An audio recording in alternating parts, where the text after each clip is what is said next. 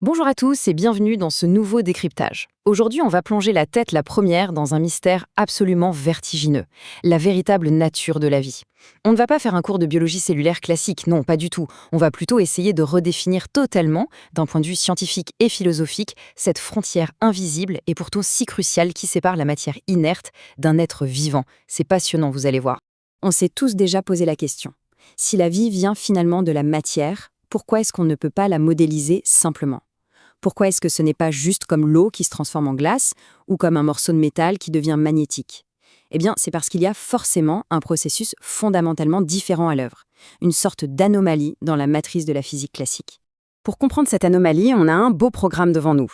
On va suivre un plan en 6 étapes, en partant du mystère de base et des systèmes physiques, pour aller jusqu'à l'étincelle biologique, l'évolution et enfin la redéfinition complète de notre biosphère. Allez, on attaque tout de suite avec notre première partie, le grand mystère de la vie et pourquoi il faut aller bien au-delà des simples transitions physiques. Ce qui nous amène à la base de notre réflexion, notre deuxième point, les systèmes physiques ouverts. Alors, pour comprendre l'étincelle biologique, il faut d'abord regarder comment fonctionne la nature inerte. D'un côté, on a ce qu'on appelle les systèmes fermés idéalisés. Imaginez les planètes qui orbitent autour du Soleil. C'est symétrique, tout est prévisible, tout est déterminé de l'intérieur. Mais de l'autre côté, dans la vraie vie, on a les systèmes thermodynamiques ouverts. Et eux, ils sont structurellement incomplets. En fait, ils dépendent totalement de leur environnement et peuvent subir des transitions de phase hyper soudaines, un peu comme un liquide qui se met subitement à bouillir. Concrètement, dans ces systèmes ouverts, les scientifiques utilisent deux opérateurs clés. L'opérateur R1, qui définit tout simplement la relation du système avec ses limites extérieures, et l'opérateur R2, qui explique comment le système s'auto-organise. Pensez à l'eau qui gèle et se cristallise. À un moment critique, la nouvelle structure géométrique de la glace devient le résultat de ses propres réactions physiques. C'est une boucle, en quelque sorte. Et c'est précisément là qu'on bascule dans notre troisième partie, le cœur du sujet, l'étincelle de la biologie avec cette fameuse condition de dédoublement. Voici l'anomalie absolue, le truc qui change tout. Que se passe-t-il quand ce processus physique dont on vient de parler est poussé tellement loin hors de son point d'équilibre qu'il ne s'arrête jamais? C'est ce qu'on appelle la condition de dédoublement. Dans un système biologique, les opérateurs s'appliquent perpétuellement à eux-mêmes. Ça s'amplifie encore et encore sans jamais se stabiliser complètement. En clair, la vie n'est pas un objet figé, c'est une instabilité maintenue en permanence. Et ça nous amène à un concept fascinant. En physique classique, c'est simple, l'explication va de bas en haut. Les atomes font les molécules, point. Mais la biologie exige une causalité circulaire, ce qu'on appelle le middle out. Oui, un gène code pour une protéine, c'est vrai, mais cette même protéine va ensuite réguler l'activité de ce gène.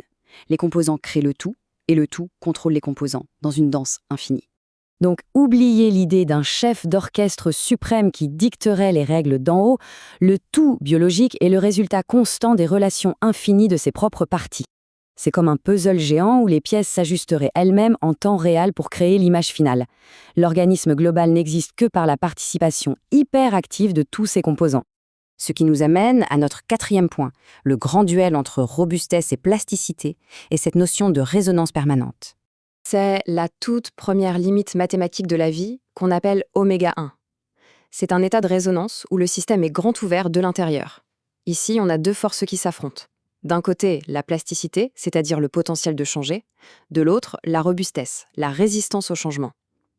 Et c'est là que ça devient vertigineux. Sous cet angle, une pathologie comme le cancer n'est pas juste une prolifération cellulaire anarchique. C'est littéralement vu comme une maladie de la résistance au changement des tissus. C'est fou, non ? En réalité, tout être vivant navigue sur un spectre. Aucun n'est à une extrémité pure. D'un côté, vous avez les organismes très robustes et très individués, comme nous, les vertébrés. De l'autre, des systèmes ultraplastiques et coloniaux, comme les récifs coralliens ou les grandes forêts. La vie est toujours un compromis, un équilibre hyper précaire entre l'individu fermé et la colonie ouverte.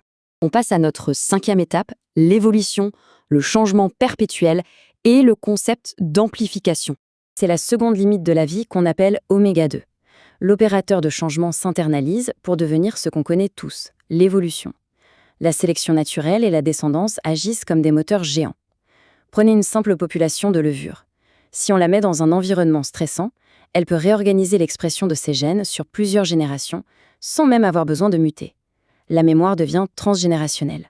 C'est une forme d'intentionnalité passive absolument brillante. Le temps de la physique, lui, c'est une flèche droite. Il avance du passé vers le futur, de façon implacable. Mais la biologie, elle triche un peu. Elle crée une boucle de simulation. Le vivant arrive à anticiper l'avenir et à ajuster son présent grâce à une régulation virtuelle pilotée par la sélection naturelle.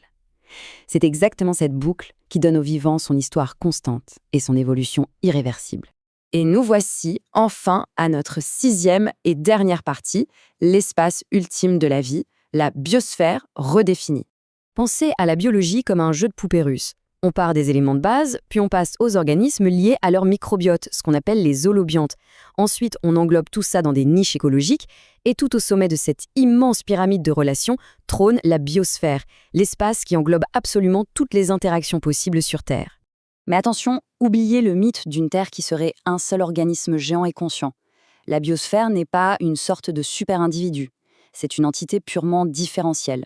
En fait, elle n'existe qu'à travers les différences et les variations perpétuelles des petits systèmes locaux qui la composent. Son rôle, c'est de maximiser le potentiel de changement sans jamais être figé. Tout ce voyage nous amène finalement à cette grande équation conceptuelle. R égale oméga 1, oméga 2, R. En gros, la vie se résume à ça. Les processus physiques de base, les R, ne sont jamais verrouillés. Ils sont perpétuellement relancés par oméga 1, qui garantit cette résonance permanente, et par oméga 2, qui s'assure que l'évolution ne s'arrête jamais. C'est la formule mathématique de l'instabilité maintenue. Je vous laisse sur ce paradoxe assez fou pour terminer. Si un écosystème entier n'est finalement que le résultat des relations infinies de ses composants, est-ce que le tout n'est pas, en réalité, plus petit que l'incroyable richesse de ses propres parties? C'est une pensée vertigineuse. La vie, définitivement, ce n'est pas de la simple matière organisée. C'est le théâtre d'une création qui ne s'arrête jamais. Merci d'avoir suivi ce décryptage et à très vite pour de nouvelles explorations.